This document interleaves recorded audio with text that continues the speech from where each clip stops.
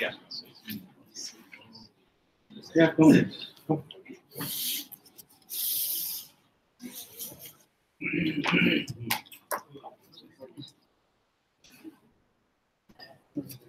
Kate, you want to go on the right or on the left? No, Kate will go on my left. I am on the left. I'm a bit of a... Yes, yes, yes. Pass on. Yeah. I'll have to show you because it's inside something.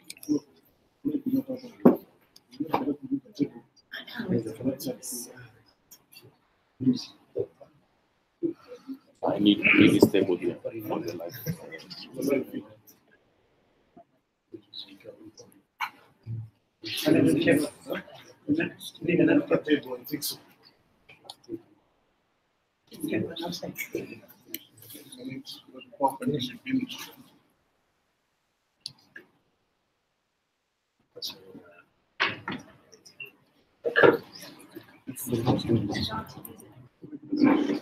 No. Okay. But in case you take a seat, they will probably organize it. And in any case, you are not going to come after me, so they have time. Let's see. And where will you clean it? And if this goes well, it's part of my thing, you clean it.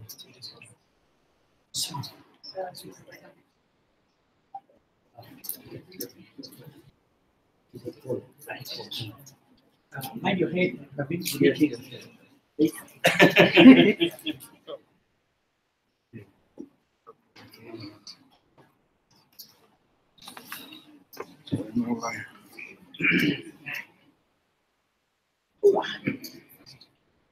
So you can, this should be, so you can move. Yeah, and it doesn't move, right?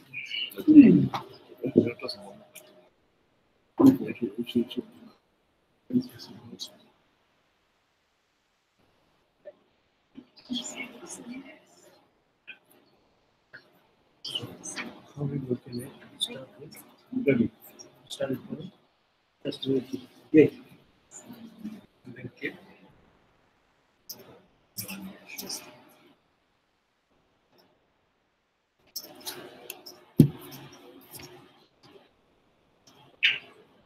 Praveen is out of there. Need to. Can you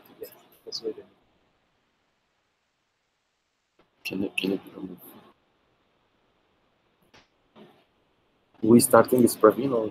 Okay. Are you gonna introduce him? I don't know. I just for the video. Yeah. The chair has to say something.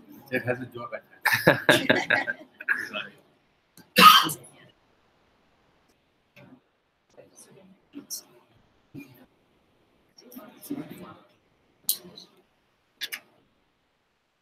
Okay, you're all set. I will hardly introduce the panelists. You know, from my left, Praveen, Kate, on my right, Paris. He's not on my right, but he's on my right here. And we are going to have this session on, I guess it's going to be a conceptual session on some of the terminology that I've been hearing a lot these days, value chains and value networks and so on. So I'm sure you, like me, are looking forward to hear what is the conceptual basis of these terms that we hear. I'll not take too much time. Let us give them sufficient time to present their own perspectives on these concepts, and then we can have a good discussion. Can I start with you, Praveen? Okay, sir.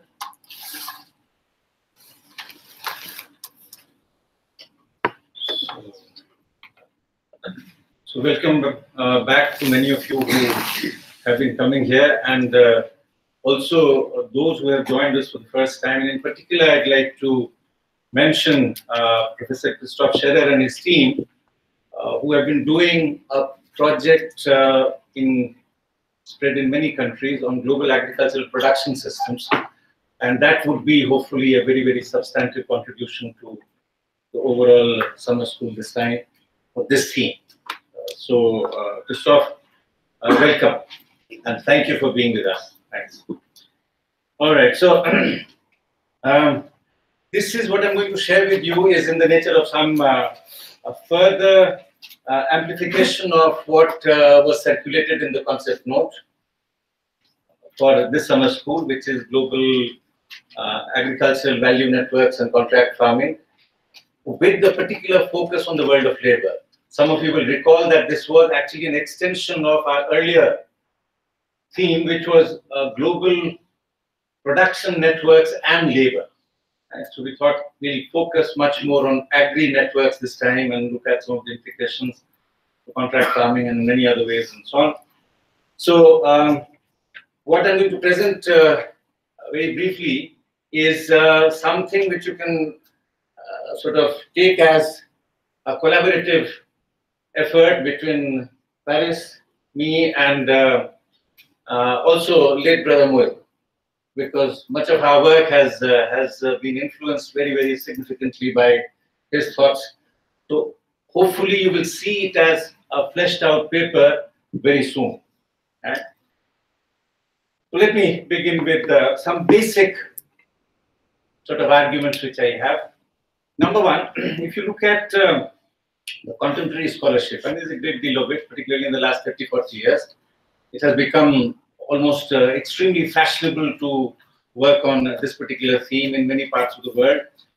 And you have phrases like global commodity chains, global supply chains, global value chains, global production networks. You know, all these have been jostling for space.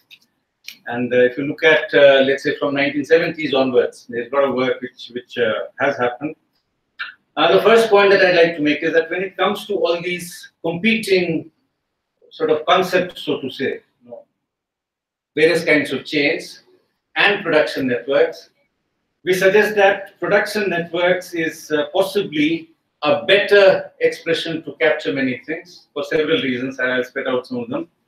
The most basic thing there is that this metaphor of chain, whether as a horizontal or a vertical chain, is possibly utterly simplistic, if not misleading, precisely because of its emphasis on linearity. Right? And that is something which is utterly superficial in terms of engaging with what is happening in terms of these complex processes. Right? So GPNs, we suggest, is something which possibly investigates this phenomena which people have essentially described as transnationalization of production, capital, etc. in the recent decades. So if we talk of GPNs, that is, as I said, conceptually more fuller and deals with the issues in a more complex and more satisfactory fashion for a variety of reasons. One, going beyond that linearity which I mentioned as a metaphor, engages and investigates at least three conceptual domains: value, power, and embeddedness. Right?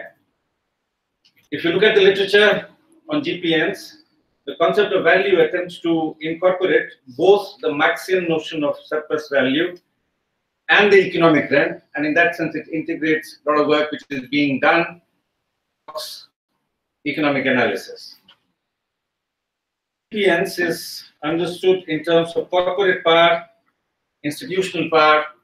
By that we mean local, national, state, supra-state institutions like EU, NAFTA, IMF, ILO, and so on, and collective power, which is employers association, trade unions, NGOs, labor networks, and so on. In a sense, it's very closely connected analytically with the kind of work that Eric Olin Wright, Beverly Silver, and many others have done in terms of what they call structural and associational power. Wright was the first one to use this distinction. Beverly Silver added yet another dimension to it in terms of structural power when she talks of structural power and non-market-based structural power and so on and so forth. Yeah? So, departing from the simple metaphor of chains, and all those chain metaphors are also trapped to a very large extent in terms of their focus on, very narrow focus on governance of inter-firm transactions. Right? So GPN literature goes well beyond that and attempts to incorporate relevant actors and relationships in a much more comprehensive fashion, and provides what I would consider multi-scalar approaches, emphasizing that each stage of production exchange is embedded in much broader linear relationships.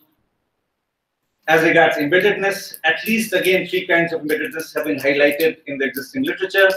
Societal embeddedness, to emphasize broader regulatory and institutional framework.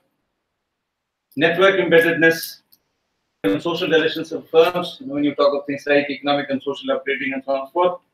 And territorial embeddedness, to anchor on this complex process of global production networks in different places. So, in short, what I'm suggesting is that GPN framework is decidedly much better chain metaphors. However, and this is a point which I've been, earlier as using GPN as a what I thought was a satisfactory framework, but for approximately 1 year or so, I've been feeling somewhat uneasy with GPN sort of as a category of analysis for several reasons, and I'll mention just one. It has at least one very serious shortcoming, and that is the following. It may miss on sources and actors in the circuit of capital outside the standard circuits of production and exchange. As I said, for reasons of space, I will not dwell too much on this, but essentially, in different stages of capitalism, from early days to the current stage where modern transnational corporations are really ruling the roost globally. Now, if you look at it, there is enough evidence to believe that significant shares of surplus value get appropriated by powerful actors outside standard circuits of production and exchange. Now, for that reason alone, I would like to sort of emphasize a shift from GPN to GBN. And that's one of the motivations behind why we chose to call it global agricultural value networks when we were thinking about the theme and so on. I said we'll kind of elaborate a lot more on this as we go along. Let me come to the next point now. If you look at, as I mentioned at the outset, that there has been an explosion of literature regarding this transnationalization of production and so on. A major problem with this literature is that it is heavily sort of influenced by what I describe as management paradigms, focusing on kind of costs and benefits, right? Whether in terms of upgrading, the possibilities, the absences, and so on and so forth, right? And hence, it's extremely important for us to remember that there has been a very long tradition of engaging with these issues, right? Engaging with the issue of so-called transnationalization of capital in Marxist political economy. So there is a very long theoretical ancestry, and somehow if you look at the great practitioners of the modern management paradigm-driven, oriented kind of writers and thinkers like Jerefy, Kaplinsky, I'm sure some of you have been engaging with their work. It seems as if all this started 3 decades ago, 4 decades ago or so. Right? Now that is a very, very serious shortcoming which we need to understand. And within the Marxist discourse, how do we do it? We think in terms of, when we think of capitalism broadly, we think in terms of, at a very high level of generality, at least 2 distinct phases: the mercantilist phase and the industrial phase. Right? Now, if you look at the making of what we can consider global value chains, much of that actually began with agriculture, so it was agri-value chains. Right? All that sort of is very much a significant development and feature of the mercantilist era itself. When there was excursus of capital largely through the mechanics of colonialism and subsequently imperialism from the European colonial parts to many parts of the globe, and sort of if you think of some of the early examples, for instance, sectors like textiles, commodities like indigo, opium, and so on and so forth. All these were actually very powerful examples of value networks. What was let's say the fundamental feature of it? It was sourcing of raw materials from the colonies for processing and manufacturing in Europe to begin with, and subsequently other metropolitan centers. That happens later, and then trading of the finished products across the globe. So in that sense, these were the first very significant so-called value networks. And all this, as I said, was very much there in the mercantilist era. You have trading capital exemplified in examples like East India Company, Dutch East India Company, and so on, who were the major players. But emphasis was on, sort of certain kinds of activities very much at the center in the mercantilist era and so on. Now, as merchant capital gives way to the next stage, as it evolves into industrial capitalism and so on, there is a great deal of deepening, great deal of broadening, etc., of these value networks and so on and so forth. And fundamentally, you can think in terms of three very distinct trajectories. One, which I've already pointed out very briefly, which is sourcing of raw materials, etc., from the colonies, and subsequently through what you can describe as peripheries. Once colonies are formally out, but imperialism is still, and if not more powerful, and so on. So sourcing it from colonies and areas of domination, etc., processing it in metropolitan centers and so on, and then sort of world as a stage in terms of trading. That's one kind of trajectory that you can think of. Distinct trajectory where of extensions of Europe benefited very significantly, and these were special class of colonies for settlement. United States of America, subsequently Australia, New Zealand, and so on and so forth. So these are settler colonialism, where in fact we see a diffusion of capitalism and diffusion of capital from Europe to these pockets, right? And then, in fact, we have a very, very robust diffusion of capitalism, so much so that, USA, as you know, emerges as the leading power at a particular point in time. Right? So that's the second kind of trajectory which you have, again, in that transnationalization of capital. So export of capital from Europe to these handful of countries and pockets, right? But in general, if you're looking at the global south, what we today call global south, there was no significant export of capital from the north to the south. Now, that was a very distinct feature of those trajectories of value networks, what was happening prior to, let's say, the last 4 or 5 decades or so, right? So there, one model is, this extension of Europe into these settler colonial examples. Then you had some examples which were kind of not close cousins, but very poor cousins of that settler model, where some pockets benefited through enclave capitalism.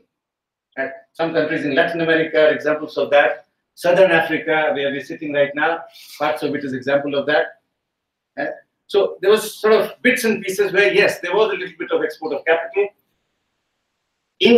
particularly in some activities, which were required by the colonial imperial powers and so on. So it was, to a large extent, with reference to agriculture, again, it was a whole range of plantations, sugar, coca, and so on and so forth. You can tea, coffee, etc.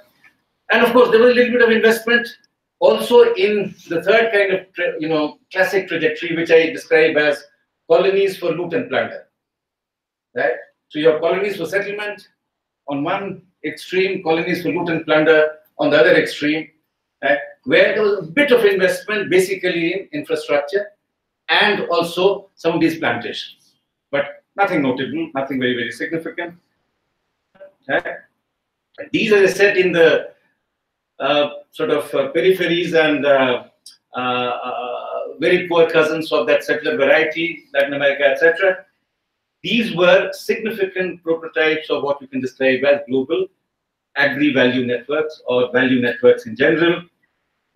Classic triangular trades, for instance, between Africa, Latin America, and Europe is a very good example.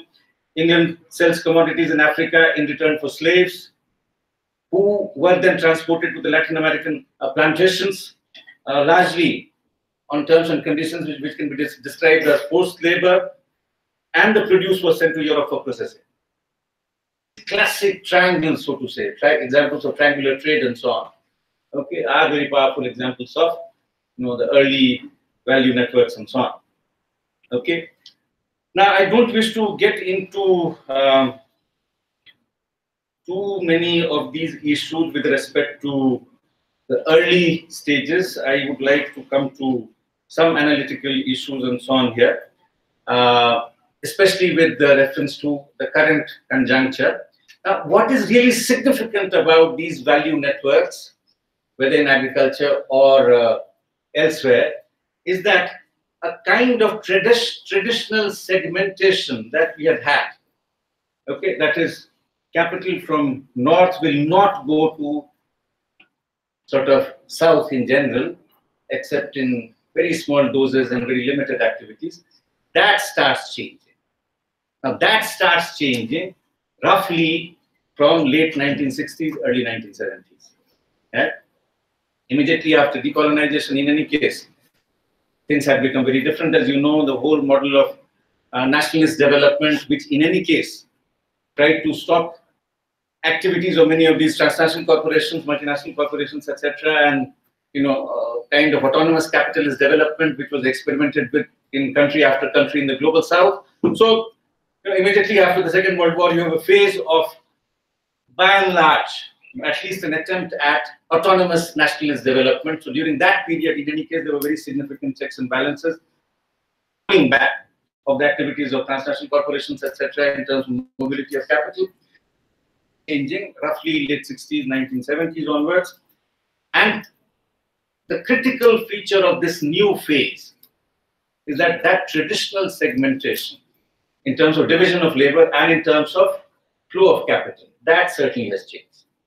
So we have significant export of capital and significant sort of transnationalization of production itself from the global north to the global south.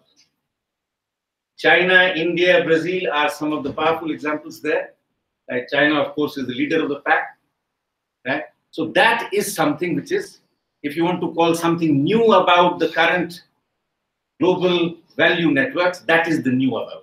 That is the newness of the current, and which then has various, features, etc. Now, analytically, how do we? I've already referred to the Marxist political economy and theoretical ancestry there. How was it visualized, understood, etc.? Fundamentally, in terms of some of the immanent tendencies of capital, in particular, combined and uneven development, concentration and centralization of capital, incessant competition. These are the core analytical categories through which we can understand what has happened during the last 300-400 years, and also in the last 40-50 years of this new phase, where essentially once, because of all these things that we talked about, concentration, centralization, and so on, we have a transition from a relatively free classical competitive phase to an oligopolistic, monopolistic phase, which later also acquires a very new feature in terms of, and particularly in the last 3 decades or so, finance capital being the single most important actor. Right? Now that is the other additional, very significant feature of the current 30, 40 years or so. Right? So this whole shift is something which happened over a period of time, and for a while there was an attempt to keep it in check, precisely because of autonomous capitalist development that we talked about. Right? But this is something which has hit with a vengeance in the last 4 decades or so. This, in the era of neoliberal capitalism and so on. Now, the explanation there is that in this oligopolistic, monopolistic finance capital era, there is a scramble to take advantages of cheaper sources of raw materials, relatively inexpensive labor, access to markets, etc. Okay, as I said, with the vengeance by a whole range of big players, right? And if you look at the analysis of transnational corporations and so on in the writings of Paul Baran, Paul Sweezy, Harry Magdoff, Stephen Heimer, one of the great theorists of multinational corporations and so on, all this was analyzed in great detail. In fact, in 50s and 60s itself. That is where this is where we are headed. Right? You will find that almost entire literature in the Jerifi, Kaplinsky kind of framework is completely innocent of that kind of understanding. It has no clue. Right? It seems as if all this started yesterday. Okay, so that is the problem. Which, as I said, I'm trying to highlight here. Heimer, for instance, one of his one sentence which actually sums it up very well when he says that multinational corporations have become a substitute for the market as a method of organizing international exchange. Right? Likewise, if you read a very famous book by Barnett and Mueller, 1974, it's called Global Reach. They argue, again, I'll give you just one sentence: the rise of global corporations represents the globalization of oligopoly capitalism. So all this is bang there. There's nothing new in that sense, right? And of course, they were talking about a number of factors which propelled this kind of move, right? What has got picked up in considerable detail in the literature, whether of the Marxist variety or of the non-Marxist variety in the last 4 decades or so, this whole focus on inexpensive, relatively inexpensive wage cost. Right? If you look at again Heimer, he was one of the first ones who actually highlights that. But this phrase was made very famous by a management guru, Stephen Roach, of incidentally Morgan Stanley, who talked of global labor arbitrage. So why is it that production is shifting out of the US? Why is it that Detroit has become completely a rust belt and so on, and everything has gone to China? The emphasis was almost entirely and solely on the global labor arbitrage in that kind of literature and so on. Okay, but as I said, all this is already there in Heimer, in Barnett and Mueller, and when they talk of search for lowest level of lowest unit costs of labor and so on. But the richness of the Marxist literature, in fact, looks at a number of other things, right? Of course, raw materials is there, but I think it would be useful to basically think in terms of the overall structures of accumulation. Right? So, social, a whole range of factors which sort of assist oligopoly finance capital in massively and significantly from such relocations. Right? So it is not only the unit labor cost, otherwise India should have got a lot more than China. Right? The Chinese labor costs are at least twice as much. Were already twice as much when these significant shifts started happening. Okay? So, parts of Africa should have got all the industries there. If all these management gurus are right, then that is exactly what should have happened. Right? So clearly, we need to think in terms of the overall structures of accumulation, look at it in a much more comprehensive fashion. And 2, look at the march of capitalism in its distinct phases. The first phase, of course, is what Karl Polanyi used to describe as a fantastically planned move towards laissez-faire capitalism. It sounds ironical. Laissez-faire capitalism, free market capitalism, but a fantastically planned move towards that, right? So, how liberalism comes to dominate the overall architecture of capitalism by a certain point. Then, of course, you have regulated capitalism for a while, for about 2 to 3 decades or so, very short-lived. And then you have a move towards neoliberal capitalism, essence of which is it's a spontaneity, right? As if you look at Capital Volume 1, entire analysis is in terms of spontaneous capitalism. A capitalism which is driven by its own logic, its own tendencies, its immanent tendencies and laws and so on and so forth. Sort of other actors are not even considered in any serious fashion there. Right? The spontaneous capitalism as a phrase was coined by Oscar Lange. He was the one who actually talked about it. This is the sort of thing which is being analyzed in very, very careful detail by leading Marxist thinker from India, Professor Pravat Patnaik, who will join us tomorrow. Right?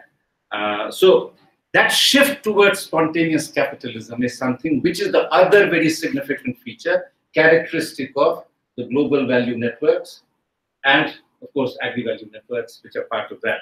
Right? And the final feature which I'd like to highlight here, flag here, is that one of the most significant outcomes of a transition to spontaneous capitalism, which I describe as phase 3 in the long durée of capitalism, long march of capitalism, is the dominance of what Marx described as the absolute primary law of accumulation, which is a massive push towards increasing the proportion of relative surplus population in the overall workforce. And this was the most important law for Marx in his understanding of spontaneous capitalism. Right? In other words, what I'm suggesting is something that we discussed in the paper, late brother Moyo, Paris and I, we talked about this, a massive push towards increasing, exacerbating the size, the proportion of the relative surplus population. To do away with all rules, controls, regulations, etc., etc. Okay, they will take the hindmost. Right? So, sort of basically hitting at labor in multiple ways. That is something which is absolutely a central feature and outcome associated with this new phase, so to say. Not entirely new, but because, of course, in terms of these tendencies, if you look at liberal capitalism, it was indeed part of that. But now, in its new avatar, after the regulated phase, etc., we can think of what are the distinct features or the important features. So that's the other phase that we can talk about. So that's the overall framework within which we think of this whole, sort of, if you want to call it global value networks or transnationalization of capital, etc. How do we understand it, make sense of it, whether elsewhere or in agriculture and so on. So if you look at the agri-value networks and how certain kinds of plantations, certain kinds of agri-activities, etc., they became extremely important in the earlier era, but then they have become much more significant in the recent 3 to 4 decades or so. Something which in a forthcoming book, which we are putting together, it's almost there, on Scramble for Africa. Right? Sort of we have tried to examine that in some detail. Now, this scramble, of course, is obviously an accentuated and accelerated sort of push towards that spontaneous, unregulated kind of, strengthening of agri-value networks. Okay, and it assumes various forms and so on, including things like contract farming, etc. So there's a great deal of contract farming, which is, or most of it, which is anything but benign. It is something which has very powerful deleterious implications and so on, and hopefully some of that will emerge in our discussions.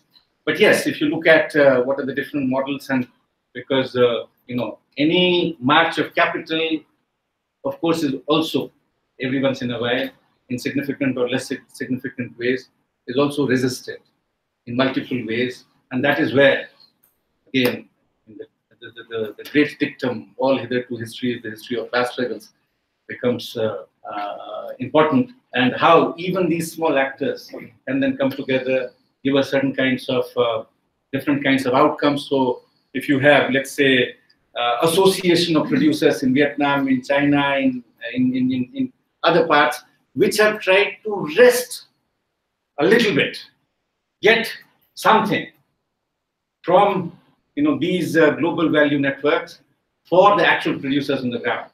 So we indeed have some examples of that. Some of our focus and energy should be devoted to understanding what have been these models, what the standard literature describes as economic and social upgrading. Sometimes it's also assumed as if they are Siamese twins, they go together, which need not be the case. You may very well have economic upgrading for sections of the capital in the global south, and massive, undermining of social sort of whatever upgrading, if you want to still use that phrase, right, for labor and the producers, etc. So all kinds of things are there. I think I have taken more than I should have. So for that reason, let me stop here.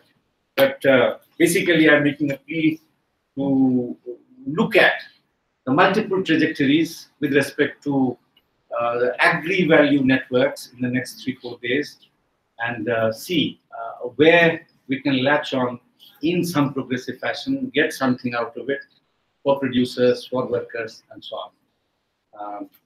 Thank you for your kind attention. Thank you very much, Praveen. That's tool for thought, not food for thought. Gives us tools for how to think. Next, okay. Thank you. Thank you very much, everyone. I'm here impersonating Jyoti Takata, so I hope I won't say anything that she doesn't agree with. And unlike Prof, I can't carry everything in my head, so I'm going to rely on some props with the PowerPoint presentation if it projects, but if it doesn't, I hope that I can get the ideas across. So what I'm talking about here is the way in which these global agricultural value networks connect with issues of gender. Now, I am not a gender specialist, nor a specialist in agriculture, but I do work on one of the issues that Prof just closed with, and that is the process of labor informalization. And this one, okay. And one of the things that I want to start with is to look at the size of informal economies in various parts of the world. One of the things that you can see there is in sub-Saharan Africa, you have the most informalized part of the world. Large share of the non-agricultural labor force is not being absorbed in the urban formal labor force. Partly because of the processes that Prof has described, partly because of the informalization of labor under structural adjustment, partly because African countries didn't get very far with the whole process of creating a capitalist economy. So it's a double whammy for much of Africa. But the other thing you'll notice there is women are heavily overrepresented in the informal labor force. See there, 84% of women are working in the informal economy relative to only 63% of men. So what are the implications then if global value networks come on the scene? Is that an opportunity to connect women with higher sources of value and income and employment? And one of the things that many of you probably already know is global value networks are increasingly feminized in the way they work in developing countries. So the issues that I want to look at here are really less about the concept of global value networks and more about their dynamics. How do they connect women to the system, and what are the implications of those connections? What happens when those connections occur? And here I want to pick up again on one of the issues Prof mentioned, that global value networks are not only linear in conceptual terms, but we often think of them in a very physical way. It's a connection, like electricity. You have the connection, the benefits flow. But as anybody who's lived in an underserved neighborhood knows, just because you're connected to the grid doesn't mean that the benefits flow. And what we need to do to look at in order to understand how women and men are affected differently is to understand the dynamics of global value networks. How do they operate? What are the issues that regulate who benefits and who doesn't? And here we have to look at the ways in which they are more than just linkages, more than just connections, and consider on the one hand the regulatory dynamics. How do competitive processes make benefits be distributed differently between men and women? And then the institutional processes and the way that the state and institutions within the informal economy also distribute benefits differently between men and women. So how do these competitive processes, commercial dynamics, and institutional formal and informal dynamics affect how global value networks shape gender opportunity? In that regard, it's a matter of common knowledge that global value networks affect men and women differently everywhere, all over the world, even in the developed world. They have been associated with the increasing elimination of stable, well-paid, protected jobs, which are predominantly male jobs, and the creation of unstable, unprotected, low-paying jobs, which tend to be dominated by women. Certainly in the first instance. And they mature differently in different places. As opportunity starts to run out for men and women, men will start moving into the low-paying, low-opportunity jobs if those are the best opportunities going. And that's happening quite widely in many Latin American countries. But certainly the global value networks that connect with much of Africa, particularly in agriculture, are heavily dominated by women at the bottom end. Now, the competitive pressures to cheapen labor exacerbate these processes, particularly with global value networks.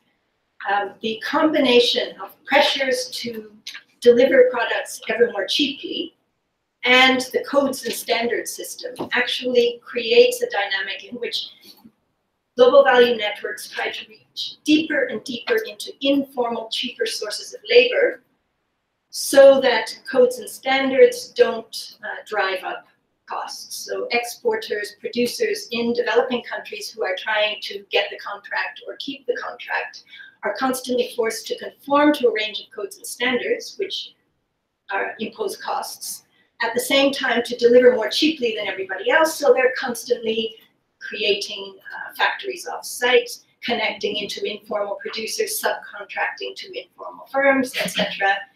In a term that Orlando Ruthven cited, off-site, out of mind, which is really the ethos of codes and standards.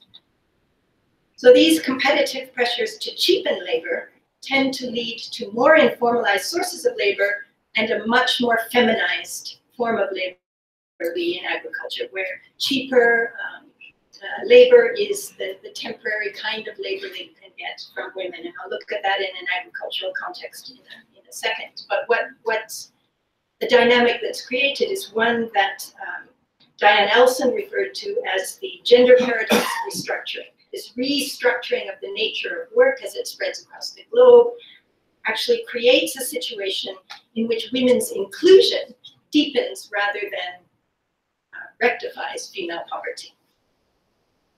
So in the context of agriculture, we have an interesting example of that paradox, one in which we have a real horticultural success story. There's been a huge expansion of a range of different types of horticultural activities, new products like green beans and salad vegetables and deciduous fruit and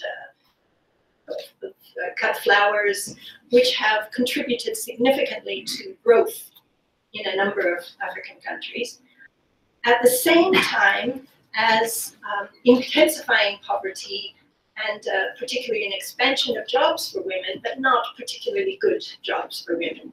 And here we have the operation of this kind of competitive price dynamics, in which certainly in Southern Africa, a lot of the whole horticultural industries, 75% women, so clearly creating a lot of female jobs. but women are heavily concentrated at the very bottom end of the value chain, in those places where work is most informalized, most unstable, least protected, and most low paying. And here, there's a connection also with local gender ideologies, the idea that women are more submissive in retiring, less likely to unionize, only secondary income anyway. So it's much easier to get women to go along with these kinds of production and labor strategies. There's also the reality of the naturalization of female skills. If they sew well, it's because women just naturally do that sort of thing. If they pick effectively, it's not an accumulation of skills, it's that women have nimble fingers. So skill with women, and this is again part of embedded gender ideologies, most of women's skills are natural skills, most of men's skills take training and expertise. And remuneration reflects that kind of perspective.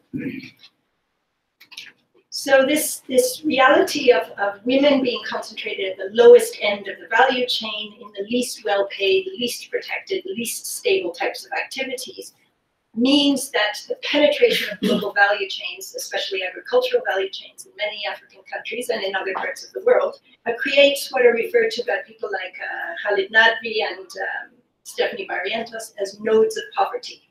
So instead of creating opportunity, it is creating a perpetuation of relative poverty. The issue of codes and standards is also partly that they tend to be gender blind. The kinds of things that would protect women better, make working conditions easier and more accommodating to the realities of women's working lives, don't tend to be prioritized. Things like protection from sexual harassment, childcare, etc. These are often deprioritized, and in many codes of global standards are simply not included at all. The second issue is, of course, codes and standards tend to penetrate to the first tier of subcontracting and not go beyond. So the reaching of the global value chain down below the formal level into realms and subcontractors where you have unprotected labor is also into realms in which codes and standards simply don't penetrate. So women rarely benefit much. The bulk of women in these value chains rarely benefit, even if the gendered elements are included into the codes and standards. But the whole story is not only about the relationship between international regulatory codes and labor at the bottom of the chain. The state is also a powerful player here. Even though it often looks like the state has just been sidelined in the process, codes and standards and lead firms create the regulatory framework and workers are connected. But in fact, the state also plays an important regulatory role, partly in what it permits, partly in how it goes about labor protection. There's been some interesting work by Imran Valodia, who used to be at the University of KwaZulu-Natal, in which he looked at the role of the state in relation to women's labor informalization. And he pointed out that there's also work in Oxfam on these same issues. The state and international codes as well protect large-scale players, multinational corporations, big business, sometimes even smaller businesses, while stripping away protection from labor. So you have bilateral trade agreements, WTO rules, special economic zones, special business promotion regulations, which protect workers and allow them labor exemptions, while at the same time stripping away labor protection, allowing the operation of actors like labor brokers, which make labor increasingly vulnerable, while corporations and large business are increasingly protected from any kind of labor resistance. There's also a tendency of the state to assist in these various types of uneven protections, to assist the creation of the wrong kind of flexibility. Many people point out that women need flexibility, corporations want flexible labor, win-win. The reality is the kind of flexibility corporations want, flexible timing of work, you have a job today, no work tomorrow, flexible location, posting people around to various places, seasonal flexibility, flexibility of wages, is not the type of flexibility women need. The type of flexibility women need are flexibility like job sharing, flexible time. You can come late today if your child is sick, or you can work 3 days this week and 2 days next week. So the word flexibility is used to make it look like global value chains are much more women-friendly than they in fact are. So the issue to keep an eye on are in terms of codes and standards, and also in terms of the regulation of the state, not whether jobs are being created. And there's a lot of state engagement in employment promotion now, especially with unemployment such an issue. But what kind of jobs? When you say we've just created 4,000 women's jobs, first question we need to ask, are they temporary jobs? Are they well-paying jobs? Are they informalized jobs? Or are you talking about the creation of 4,000 good, stable, decently paying, even if minimum wage jobs? Okay, the third issue I want to connect with, if my time allows, is the issue of the kind of regulatory processes that are going on underneath the level of the state. Because regulation is not only a formal process, there are all kinds of institutional processes of regulation also going on. Many people think of global value networks as something that spreads a kind of modernized codes and standards regulation down through the system, bypassing national codes, but imposing a standard global norm of labor organization. But what has been going on recently is not this kind of Scott-esque type of standardization of labor conditions through global value networks, but a much more mix and match engagement with local forms of labor organization and local institutions of labor regulation and various types of local intermediaries like labor brokers in order to source the cheapest form of labor. Whether it's a capitalist form of regulation or not is not their concern. Is it cheaper? And that is another thing, that there's a whole stream of Marxist analysis that looks at the ways in which capitalism has been very happy to engage with slavery and serfdom and all sorts of very uncapitalist forms of labor organization, as long as they're cheaper. Slavery and tied labor existed in the Welsh mining industry until well into the 20th century because it was cheaper. So instead of a homogenization of forms of labor organization and labor conditions, or rationalization of labor regulation, in the context of global value chains, certainly overtly more recently, is a strategy of selectively exploiting difference. And here the work of Anand Singh is bringing out some of these issues and looking at the ways in which all different forms of labor organization, from hunting and gathering to communal land tenure, are being spliced into systems of global value chains as long as it delivers both expertise and skill and low cost, all in the same way and in ways that codes cannot necessarily reach, but which discipline and organized labor all the same. So there's a little quote there from Anand Singh indicating capitalism, global value chains are not about homogenizing labor conditions across the globe. They're very much about exploiting difference, gender differences, ethnic differences, caste differences, any difference you can find, as long as they deliver disciplined, controllable labor cheaply. So the idea there is that global value chains are not connecting to make them less vulnerable. They connect with women because they are vulnerable. That is the appeal of women at the bottom of global value chains. But that inclusion needs to be analyzed as well. Women are not being included on the whole. It's not global value chains welcome women because they're tractable and submissive and cheap. They connect with particular types of women because those types of women are cheap and controllable.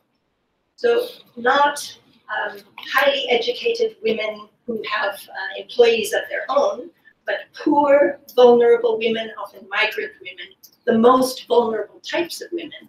So women are a vulnerable labor source, but particular types of women are the attractive labor source that they're looking for. And if I just quickly show you something, this is the informal labor pyramid that looks at the different strata within the informal economy. It's not women who are employers at the top of the pyramid, although they're very poorly represented there, they do exist.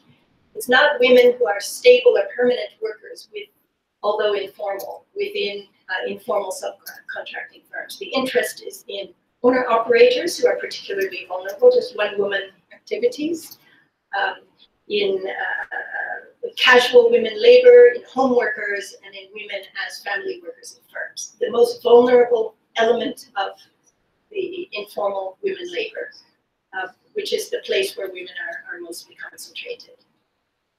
In addition to connecting, being very selective in connecting with particular types of women that are particularly vulnerable, global value chains are also interested in connecting with particular types of gendered institutions.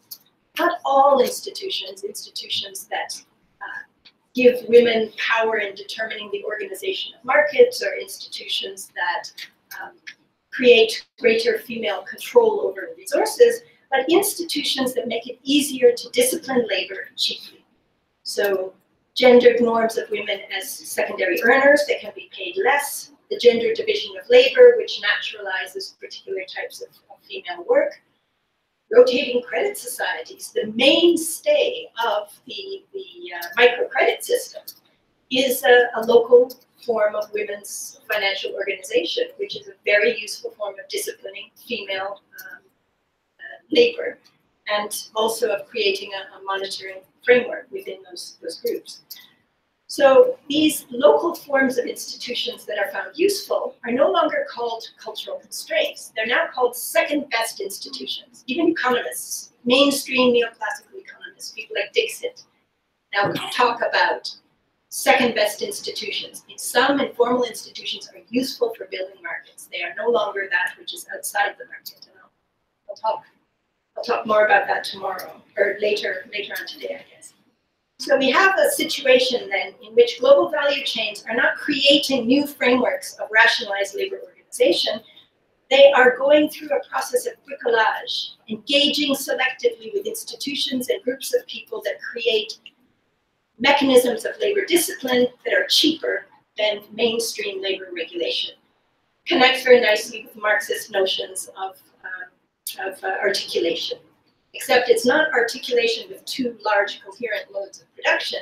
It is an articulation led by the value chain that picks and chooses the institutions and groups of people that are most useful to the overarching discipline and overarching regulatory objectives, profit, of that value chain. So useful gender institutions, useful types of labor, new types of intermediaries to connect them are being brought into the organization of global value chains, all under the regulatory template of the holistic value chain. In this situation also, because you're picking and choosing institutions, you have to delegitimize those local cultural institutions, gender institutions that are not useful, that make women too contentious, that draw their ideas, their attention, their labor away from focusing on being cheap labor in the value chain. So a number of unwanted institutions are often delegitimized in the process. Female seclusion is put together as a backward institution, while rotating credit groups are a good institution. Ceremonial practices that mean women absent themselves from the labor force for stretches of time around weddings or public holidays. These are seen as undisciplined and inappropriate types of institutions. So they're very much ethical narratives about good and bad institutions on the informal level, on the local level, but also ethical narratives that realign new institutional frameworks of spliced together formal and informal institutions and codes and standards into a coherent framework. And some of these ethical narratives are things like artisanal production. So don't worry about what they're getting, whether they're getting minimum wage. We are supporting women's artisanal production. Women's empowerment, again, don't worry about whether they're getting minimum wage or working a reasonable number of hours. We are empowering women. Environmental sustainability. let's not look at the labor arrangements here. We are helping to support the environment by getting women to do these things. Or charity, social enterprises. Don't worry about whether we bring women together to stitch little stuffed animals and that we're giving them a fair share of the proceeds. This is a social enterprise to give work to very poor women. Blurring really the boundary between charity and cheap labor. So these ethical narratives are something really to keep your eye on. They are, if religion is the opiate of the masses, ethical narratives have become the opiate of the international development community, and often blind people from looking at the actual labor relations at play. So I think I've used up most of my time, but very quickly I'm going to, whoops, I've gone too far. Very quickly, I just want to hint at the ways in which these things have come together in a particular case, a case that could be generalized across other value chains. And this is the case of argan oil production in Morocco. Argan oil is the new fantastic beauty product for hair and skin. Shea butter was one of about 10, 15 years ago in Ghana, Nigeria area. And it would be interesting to see how these things play out in the shea butter value chain. But you have something that is a women-based collecting and processing activity. In this case, among the Amazigh, the Berbers in Morocco. Complex property rights and processing, division of labor, but these were household-based activities. The trees were owned by men. Women then carried out the processing, the cracking of the nut, which is very difficult to do, and the processing of the oil, and then the men would trade the oil and the proceeds would be distributed within the household according to. Now that this is a very special product that international corporations, L'Oreal, Body Shop, etc., want a piece of, UNESCO is protecting the argan forests and have adjusted the property rights in the ways in which the owners of the trees or those who have usufruct rights are allowed to use them. Organize women into cooperatives where they leave the house and extract the oil cooperatively. And there are new value narratives of women's empowerment, artisanal production, and ecological sustainability used to explain why this is a good thing and why aid money should be pumped into these processes of reorganization. But what has happened is the property rights of households over these trees have been weakened. The technology of both cracking the nut and processing it is being transferred away from women as they study the process in these cooperatives, and they're trying to mechanize. They've mechanized the extraction of the oil now, but they can't quite mechanize the cracking of the nuts, so they still need the women in the cooperatives to be cracking the nuts. And women's activities have been turned into a wage labor relationship. They go into the cooperative, they get paid for nut cracking, they get paid for selling fruit, and they get very little of the percentage of the actual selling of the oil. So it's very much weakening women's control over the revenue stream, men's control over the oil as well, and the property rights regarding the tree, all in the process of connecting women and households into a global value chain of a now highly valuable commodity. So one other element of the ethical narrative I'll signal here, and then I'll stop, is to point out that also come up with their own alternative ethical narratives when things don't work out well for them. When they see that actually this ethical narrative of women's empowerment and ecological sustainability means that men have lost control of a particular revenue stream, women are being pulled out of the household into cooperatives in which they're not really sure how things are being redistributed. And in many parts of the Berber communities, there's been an Islamic backlash against the women going into the cooperatives where men are present. And posing an alternative ethical narrative to the ethical narratives of women's empowerment and artisanal production. So, sorry, the final issue is just to think about a few things here. Then the issue of the terms of inclusion. Connecting is not enough. It is how women are included that's important. And who is cut out in the process. Just because you're not in the value chain doesn't mean that you didn't used to be involved in the production of value in that issue. And those people will will react. How is value distributed along the chains between men and women and intermediaries and the lead players? The role of intermediaries. Value chains are not smooth connections. They're intermediaries as points of power along the chain, connecting various types of regulatory system into the value chain and shaping the distribution of proceeds. The use of ethical narratives to mystify the actual capital-labor relations. And then the wider perspectives of legal pluralism within value chains, not just codes and standards, but national regulatory systems, national legal systems, and also local institutional regulation that decides, even in an informal context, what is appropriate and inappropriate behavior, how labor is disciplined, etc. And I'll leave it there. Thank you. Thank you, Jeff, for the great intervention. Differentiated impact, selectively exploiting differences. So it looks to me like a social side of the law of uneven development. And it is accompanied throughout the history of development capitalism. Paris? Okay, thank you.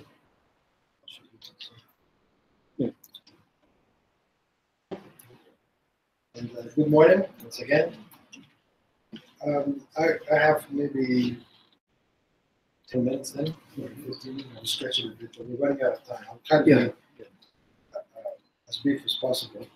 I have had also similar difficulties with concepts that have been introduced over the last 2 or 3 or more decades.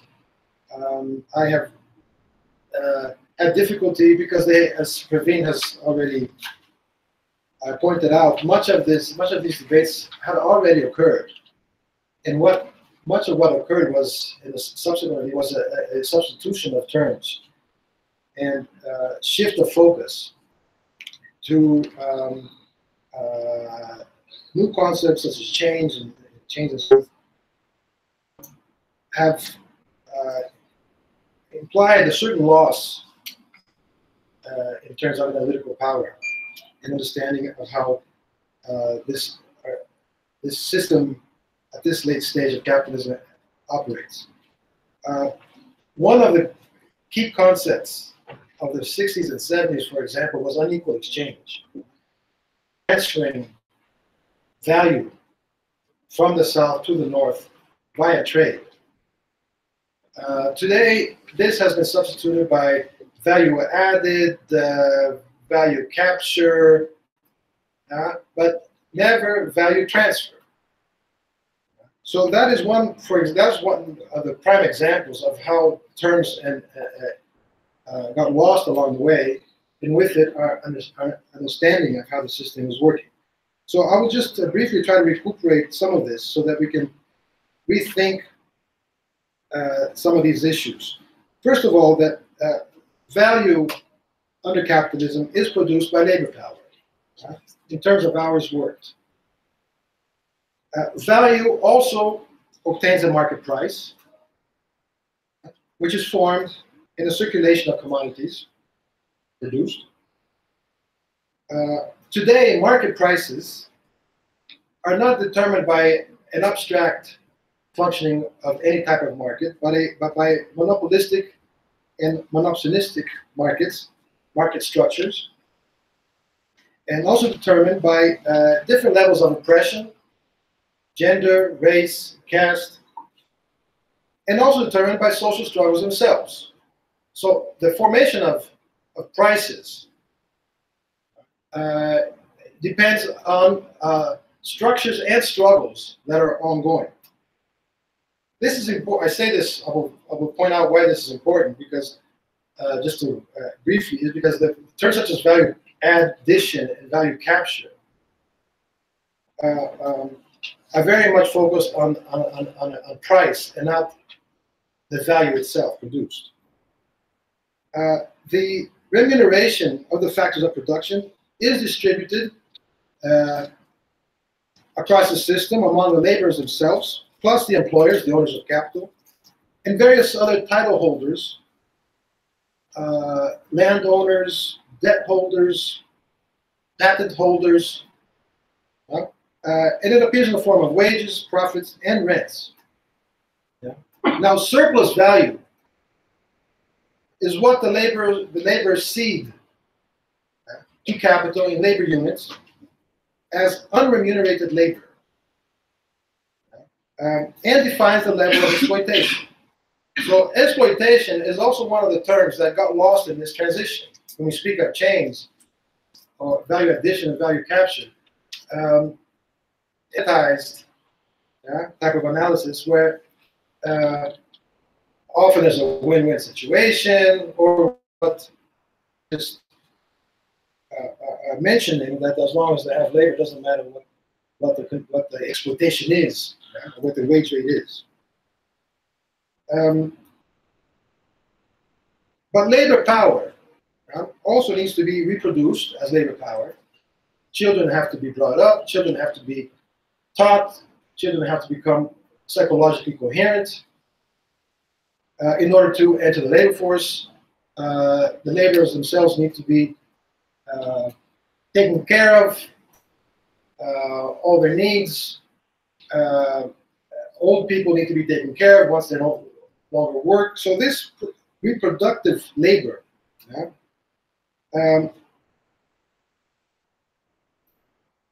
the labor power needs to be reproduced in this sense. And this, in turn, demarcates the minimum of socially necessary labor for the whole of the economic system to function. Reproductive labor is itself socially necessary labor. And this is also something that often gets lost in these analyses. It's focused on production, social reproductive aspect of production itself. Reproductive labor may is received or not, and in these value networks, in the context of this expansive and deepening informalization of labor, reproductive labor is not covered by wages.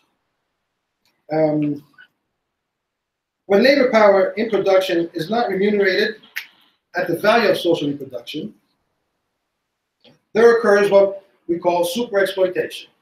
So this is another term that has gone missing. And not only is exploitation absent, super exploitation has also gone missing. And this consists of a dislocation of the cost of social reproduction onto the household themselves, and almost entirely onto women. And the data shows this very clearly in terms of working hours during the day dedicated to productive and reproductive activities. Women who perform this labor for capital without remuneration, alongside other productive activities.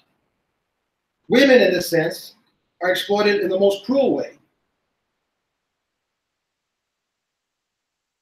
When the whole economic system, unremunerated labor power, and on the basis of differentiated wage scales and levels of exploitation, as Praveen also noted, there inevitably occurs a transfer of value in terms of labor units. What gets traded in trade is not just commodities, it's also labor embedded in these commodities, and reproductive labor embedded in these commodities. So there occurs a transfer of value through the circulation of commodities and rents among countries and among whole regions. So this is where the conceptual difficulties really and traps begin in relation to global value networks, chains, and so forth. And in fact, with the whole idea of value addition, what goes as value added is actually as value in terms of prices, not in terms of hours worked. But prices do not reflect value produced. Prices do not reflect the stock of unremunerated labor performed in production and reproduction. Value added in terms of prices appears in national accounts, for example, as GDP, gross domestic product, which measures at segregated national levels the difference between the aggregate cost of outputs produced minus the aggregate cost of inputs used. This actually means that the more countries and whole regions are subjected to high levels of value production and exploitation, and the more they are subjected to super exploitation, the lesser and lesser their GDP becomes. This is the irony of the whole analysis.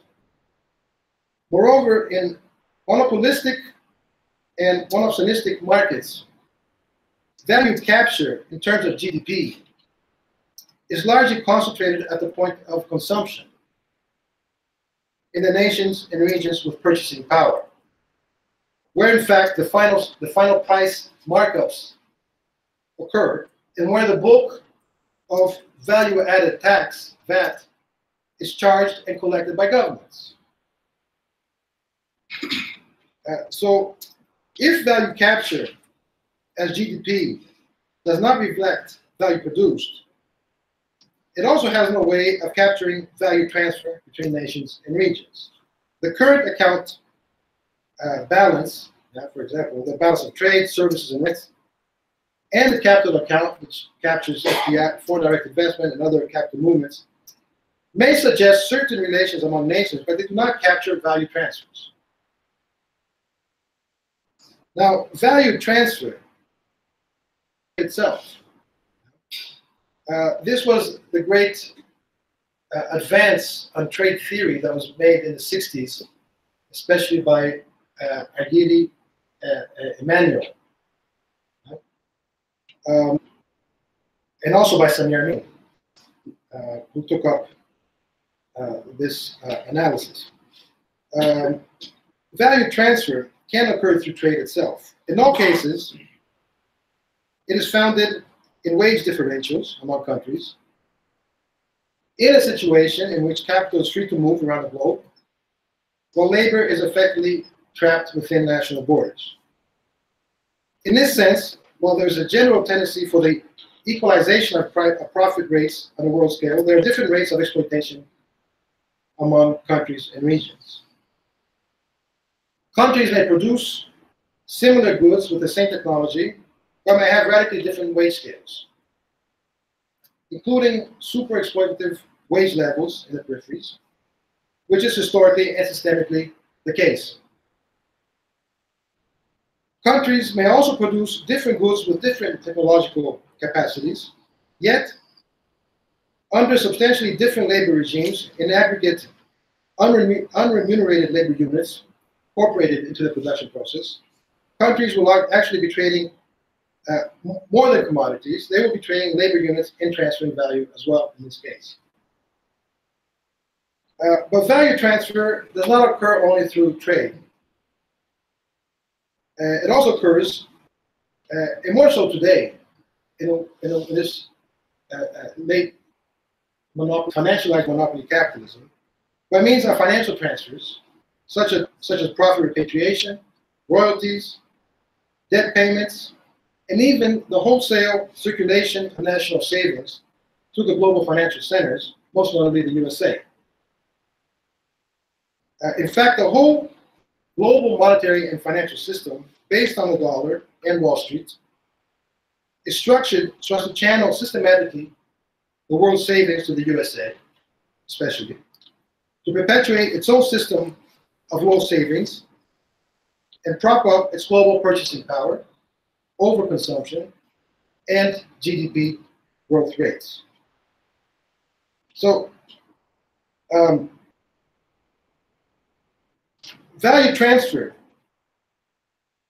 and I will conclude, is not the result of a natural process or an abstract market mechanism.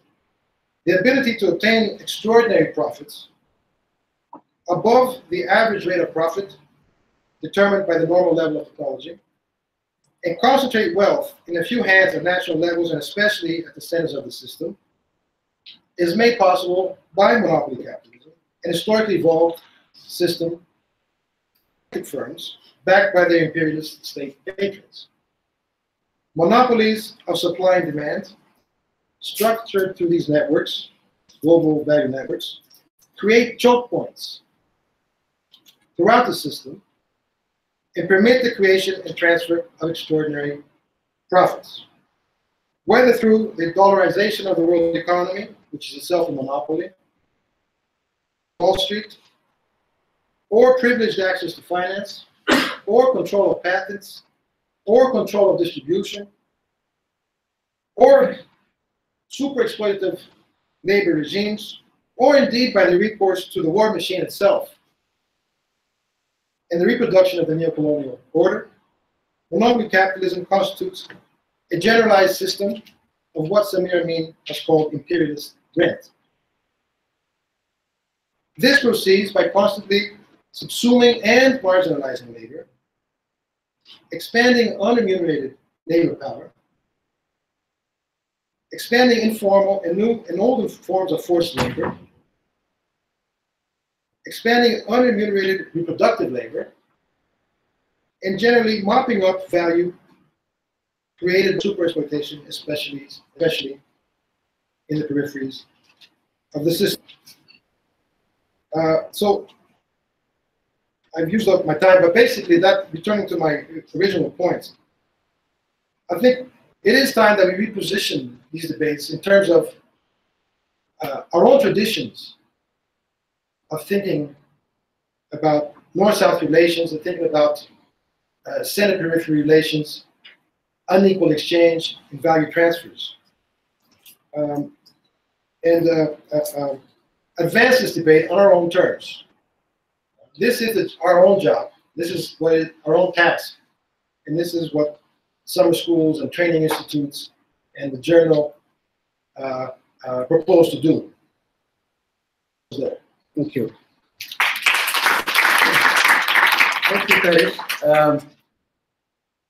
We are behind time, but then we started half an hour late, Uncle Josh, didn't we? So maybe while the conceptual framework clarified here, obviously we'll see through all our discussions throughout. I suggest that we take 20 minutes for some comments until 11:30. At 11:30 we break for tea. Agreed? Democratically decided. So, comments. Just sort of cryptic comments on conceptual issues. Let's start there. Yeah. So my question is for all the panelists. One thing that is very important in the value networks, as we just heard, that it looks activity actor in a connected system.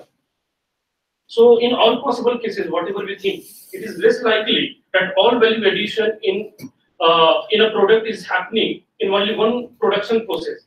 So in all possible cases, the linkages cannot be denied, and when integration of already deprived actors is there, we have a picture, as Professor Kit just shown to us, that some kind of deprivation, further deprivation is happening.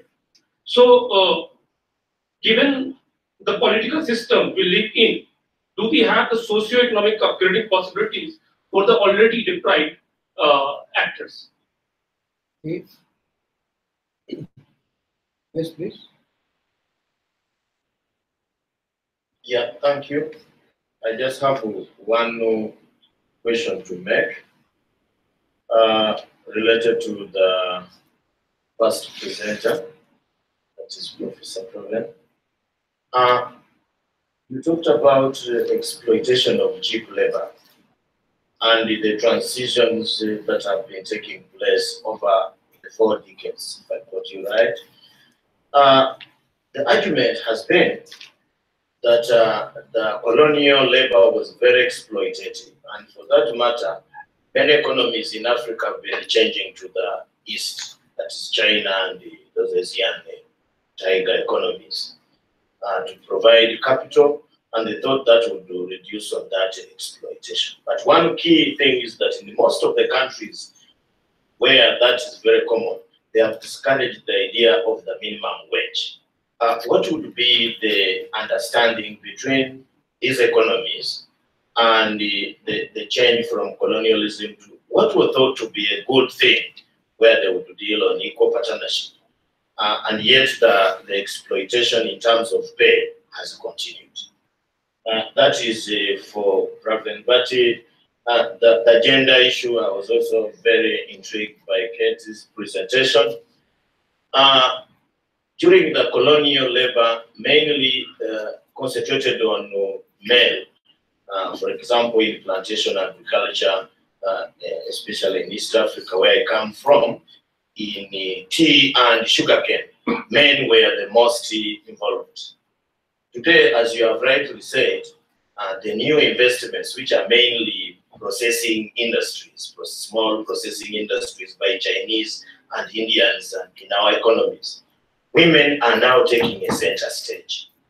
And you have said that it is because of the cheap labor. Don't you think it is also a new approach of making sure that they tap an area which was not very common during the colonial era? Is it not just tapping an area which was not tapped so that they continue making profit? Thank you. Okay. All right. Not here. No. Thank you, members of the panel, for a very interesting presentation. My intervention is a mixture of comments and questions to the panelists from their own perspectives. The Global Agricultural Value Chain Network,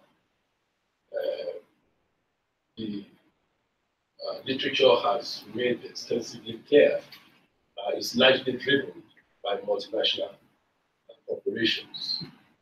And in recent times, activities in the network have increased through market concentration in an oligopolistic manner that has fueled greater control on the part of multinational companies with severe consequences on the prices of agricultural commodities, in that these commodities have experienced instability and the tendency towards declining prices, particularly over the past few decades. My question is, what options are open to developing economies in Africa, Asia, and Latin America, where many countries depend on primary commodities for economic growth, employment generation, and foreign exchange reserves? So what options are open for policymakers to increase value of agricultural commodities at national levels so that a larger percentage of agricultural commodities will be captured in these developing economies? Thank you. Yes, sir. Thank you for the input. Just a few comments and questions on the, excuse me, the codes and standards. From South African perspective, in agriculture, we find that the codes and standards, or the ethical codes, are a mere marketing tool. We don't see the benefits of the codes on farms. In a recent study that we've done, we find that there's still gross labor rights violation despite codes being there. So just that on the codes, we would like to see further studies or to see in what way that system can be changed, because it's not working from our perspectives. On the borders, labor within borders, in South Africa, we find that there's a lot of economic and political conflict migration, and that adds to the surplus people. We see in the farms in the Western Cape in particular, that in South Africa, that there's, in the past 20 years, there's been a reduction more than half in the number of farm workers and an increase in women farm workers, temporary, what you've mentioned, but including and in that diminishing numbers are peasants that migrated from other parts of the region into South Africa who are now incorporated within the agricultural production, which means that there's an added surplus of workers within our borders. So that's just conditions. Oh, the other, on the gender, the violence, another aspect of the gender elements that maybe still needs to be added to the presentation on gender is the violence on women's bodies that is experienced within the agricultural production. The gender-based violence, sexual violence, but also the violence that is inherent with the production, the chemicals. So. Okay. Yes, Leon, and then I'll take one more from the left. Right. So let me first congratulate the panelists. I mean, there is no need to congratulate eminent professors, but I think it's important because it gives us a sense of the centrality of value relation in global production networks. And I think that's the most important aspect that we need perhaps to comment, right? There is the need, I think, to re-give centrality to value relation, and we are not the only one doing that, right? And what I think is particularly relevant here is that, this allows us in thinking about value relation, because value here is not seen just as an economic moment, but with the emphasis on social reproduction, right? We are pushed to think about value relation in more systemic terms, right? So it's not only production, but it's also social reproduction. Now, there is someone called, Jason Moore, who has been thinking about value relation, in more systemic terms, up to nature as a key determinant of value, of how do we make our value. So I would like to hear, from all the panelists, what do they think about the advancing in the theories of value relation? In other words, are we stuck with, but stuck not as a bad word, with Marx's theory of value? And if so, or if not, what are the the other alternative routes we can take to expand theories on value? And I think, and then the second question is for Praveen, which I liked a lot the presentation, especially when he says that the newness in contract farming. I mean, I've been working on contract farming for the past 3 or 4 years, and I've been asking myself the same question. Because contract farming has a long history, especially here in Africa, I've been asking myself, what's the newness? And of course, the newness is the overall process of financialization, in which you see now contract farming pushed by big, transnational corporations that in many ways focus on key nodes of production, right, backward and forward linkages, while in many ways externalizing the risks to farmers. So again, my point here is that the newness I see here, but it's less about financialization, which I agree, but it's more about the politics of contract. I mean, I see a whole set of discourses, power relations being framed by global agencies, global development agencies, namely also FAO, the World Bank, and so on, who are giving a new centrality to contract farming as an alternative to land grabbing. And the problem, however, is that in many ways contract farming does not keep us out from dispossession, as I hope I will be able to argue more later on. So I would like to hear more about, is there a new politics of contract farming there? If so, what are its key features? Thanks. Okay, one more. Yes, sir. Oh, thank you. Mine is a very short one.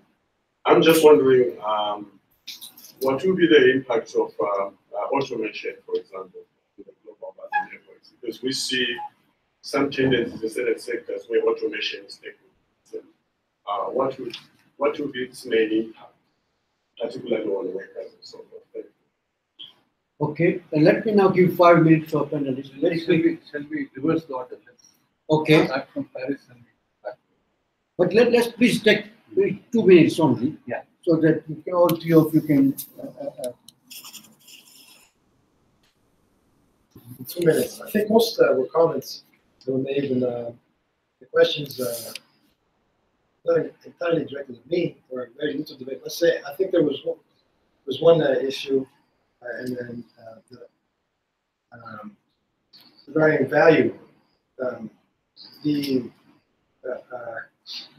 departure from the labor theory of value creates a whole series of problems, which has been encouraged systematically. So I think we need to be careful about how to incorporate nature, natural processes in value creation. There are certainly other ways of incorporating into our analysis. I'm no expert on this anyway. But the entropy law, there's very much work done on that, and how thermodynamics, the laws of thermodynamics can be rethought in economics and political economy. So there are other ways of bringing this in without abandoning the labor theory of value, which takes us into a whole different direction. I think that's basically one of the questions that pertain to me. So I'll just be with you. Okay. Okay, thanks very much. I'll try to. Sorry. There is a question for Kate because we were live streaming so there is a question online. Should I? Yeah. Okay. It's for Kate, right? Do we have any statistics on what is the difference in the share from the sale of Ireland oil when the control moves from the patriarchal family to multinational operated cooperatives? Do we not risk romanticizing a traditional system in which men control land? Okay, let me start with. Let me start with that one since it's there. There are a number of recent studies looking at the remuneration women receive and the way that argan oil is sold before. I haven't seen anybody actually do the math, but you can certainly see that women's share and men's household share of the ultimate proceeds has gone down remarkably. It would be definitely a good thesis project for somebody to actually go through and do the math. What is clear is value is being transferred out of households and towards the lead firms in the process. Such work has been done also in the shea butter industry. There's no issue of romanticizing. As I said, artisanal production is one of the ethical narratives used to romanticize the kinds of labor relations that are sometimes being protected. Artisanal production is being used to keep women cracking the nuts because that's the only way to crack the nuts. You can be very, very sure as soon as they find a mechanical way of cracking those nuts, the romanticization of artisanal production will magically disappear. The first question was talking about how do we defend already deprived actors. One of the core components there, I think, are states and ethical narratives. The old ethical narrative of nationalism used to give the state a concrete reason to put its shoulder behind local production, domestic production. Now the market narratives, the global value chain narratives, as well as the types of regulations that back those up has made it more difficult. But you can see situations, for example, in Nigeria, where you have incredibly organized and dynamic garment clusters and shoe clusters operating in the informal economy that get no support from the state whatsoever. Where is it putting its shoulder? It's random youth employment schemes that help people distribute yogurt in slums and get young graduates into driving Uber on informalized terms. Is that the most productive thing for actors who are operating informally in terms of long-term development? So I think the state focusing on supporting productive dimensions of society that actually can lead to higher incomes rather than just doing what the market decides. On codes and standards, there's a serious problem goods and standards, partly because it's internationally regulated, so who goes around and checks? It's effectively an industry-dominated, self-regulating system. Self-regulation means you don't see things that are not in your interest to see. And a shift towards more national forms of regulation, empowering national regulatory laws to do the monitoring for productive processes on the ground in the state would be much more effective and certainly much more coherent, because there are about 10,000 different sets of codes and standards. And every local firm that works for 2 or 3 different international corporations has 2 or 3 different complete sets of regulatory standards to comply with, which is just not efficient. And I think one last point I wanted to respond to about values. There's a lot of really interesting thinking about values. Global value chains gives us the impression that we're talking about economic values. But as this discussion of ethical narratives points out, values, these are values chains, and these economic connections are created by value-based connections. All economies are grounded in underlying moral values, as people like E.P. Thompson made very clear. And those value narratives decide what people will and will not tolerate. It's not just about whether they can survive, it's often about whether they will tolerate this kind of economic activity. So, for example, as we've just witnessed, sexual harassment in the Hollywood movie industry. For a while it was tolerated, suddenly there's a tipping point and people will not tolerate it anymore. Long-term change, we'll have to see. Things like positive discrimination, very popular, even though sometimes it's not economically as efficient immediately as some firms may like. Very popular for a while, now we're tipping in the opposite direction. Halal food chains. They're clearly not the most economically efficient way of creating a value chain, and yet the values about wanting halal food or kosher food create food chains in which the economic value is intermixed with social values or cultural values, or political values, which underpin the coherence of that chain. And I think there's a great article by I think a couple of Spanish academics on the role of values in the creation of economic regimes. Names escape me now, but if anybody's interested, I can get them. Thank you. Thank you. Praveen? Okay, so thank you. I think very good responses and questions, clarifications. Let me go in the order that they were put. Prospects of social and economic upgrading on this. You see, obviously you have to start with getting the basics of the architecture of economic power in the contemporary system. If you look at the 100 most powerful economic entities today, right? As per the stats of TNI, 51 are corporations, 49 are countries. The 100 most powerful economic entities, 51 are corporations, and you have corporations like Walmart, which is sort of bigger than in terms of its turnover, some 30 odd countries combined. Yeah. If an economic power like that reaches, let's say, Cambodia, it starts shivering and doing whatever else that Walmart wants it to do. Right? So Walmart says, all right, we are in retail business, but we also want to buy your forests, buy your mountains, buy your rivers. They start doing that. So, in sum, the prospects of so-called economic and social upgrading, terms which I do not feel comfortable with, as you must have figured out, yeah, have to be located in the larger system that we're talking about. And in that sense, neoliberal capitalism is not the answer. We want globalization, we want equal globalization. Socialists were the first globalizers. They were the first ones to talk about globalization, but a very different model of globalization. Right? So we really need to. So, which brings me to the second intervention, that is it possible equal partnership? No, it's not possible.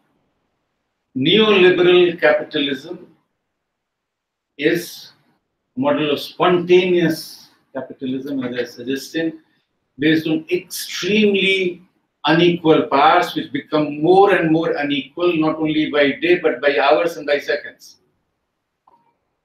Now, in that context, how do you hope to have equal partnerships, whether with China or with East Asia or whoever else? Of course, details differ and details matter. I'm not saying that you know what happened between the US, Europe, and Africa and the rest of the global south. You know, all the details, obviously not. It's a different conjuncture, different entity, different time, so we have to understand all those things. And that brings me to extremely important intervention also by Giuliano. You know, which is where I sort of endorse what Paris said in his response. I think centrality of understanding these things in terms of as a core, let's say, element in that analytical framework, labor theory of value. And I think that has to be central. That's very important. Which does not mean that we preclude what Jason Moore is saying. I mean, Jason Moore is the Johnny come lately, right? I mean, I'll quote you from Dr. Marx, yeah, what Jason Moore is saying today. No, so that's and I'm sure, I mean, you are an extremely well-lit person, so you know many of the things. Lawrence Prader in 1973 put together a book called Ecological Marx, right? He's picking up bits and pieces and passages from Marx and saying, what a great ecologist and so on. And a monthly review school, for instance, you know, John Bellamy Foster, Peter Burke, and all of them, and of course, Jason Moore is very much he works in close collaboration with them and so on. So yes, I completely agree with you that we need to sort of bring all that on the front burner in terms of understanding. You know, the entire process of value appropriation, accumulation, distribution, and so on. Yes, there was a neglect in a lot of thinking and analysis when we neglected ecology in a manner which has done harm to our own analysis. I agree with you there. But then that's why the kind of one of the core, let's say, concepts which I am suggesting we go back to is structures of accumulation. Right? And capitalism is all about accumulation. That is profit, that is Moses. Right? So, what are the core elements of that structure? And some of those things, financialization is one, rules have changed. As the rules change, you know, on contract farming, for instance, the politics changes necessarily. Right? So all those things will happen. And how do we understand and put together, you know, the different things to have a better, a more satisfying, intellectually more fulfilling kind of understanding? And lastly, Grazian. Yeah, sure. I mean, this is something, you know, again, we sort of automation is something which is sort of absolutely central to the logic of capitalist accumulation from day one. We have been having technical changes, and automation is just another word for it. Right? There are some very specific forms which we witness today, which have very significant implications. You know, sometimes I say somewhat lightly that the discovery of the microchip by Kilby, Jack Kilby, right, was absolutely essential in that transition from what many have described in the developed countries as a Taylorist, Fordist model of work to a completely flexibilized model of work. Right? Yes, that is important, but along with that, it is restructuring work in ways on which we need to do a lot more analysis, a lot more thinking. We have the likes of guys standing who says, forget about paid work anymore. Whatever. What would that be under capitalism? But in his writings like Work After Globalization and so on, he is emphasizing the role of ICT, the automation and so on, and many others.